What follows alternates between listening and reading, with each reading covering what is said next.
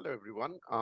Let's continue our discussion on chapter 10. And while we have learned about the returns in the last video, we will be talking about the risk in this video.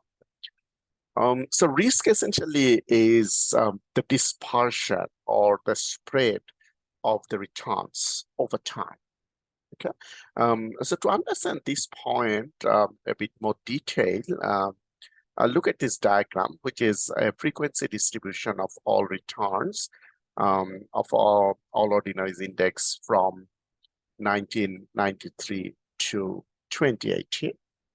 So what we have done here is to count up the number of times the annual return on the all ordinary index falls within 9.63% range. Okay. For example, you see the height of the number 3 in the range, okay, from 14.75% to 24.38%. I'm talking about this. Okay.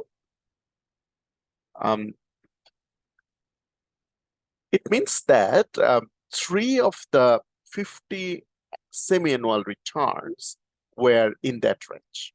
Okay.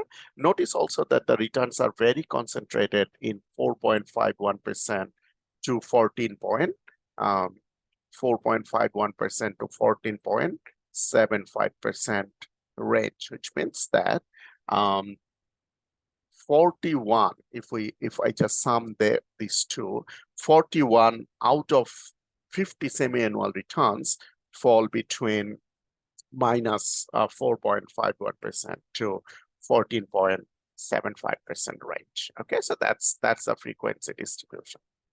What we need to do now is a measure of the spread in the returns. So we get you see that we get an idea that how spread the returns are from this frequency distribution.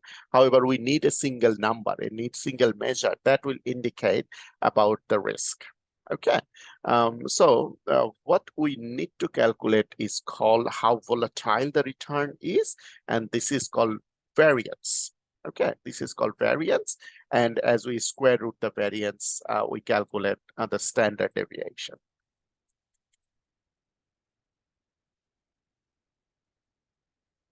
Okay, so you can see that the variance is the average square difference between the actual return and the average return. So what we do is we have an actual return and then we have an expected return or an average return, and we find out the difference.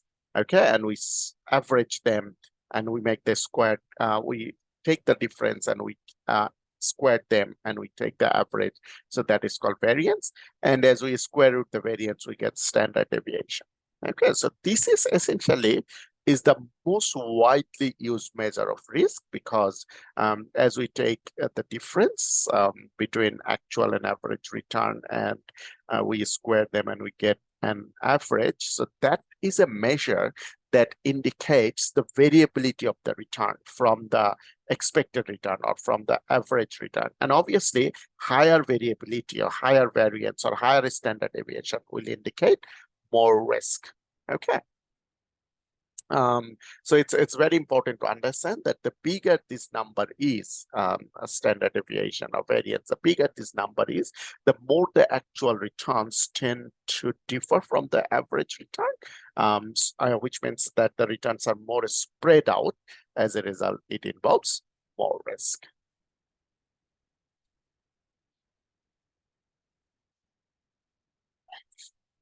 So this is how we calculate variance and standard deviation. You can see, so these are our actual returns, and this is our average return. So we find out the difference. Okay, 2 minus 3, actual return minus average return, and we square them, we sum them up. Okay, we sum them up, and then we divide.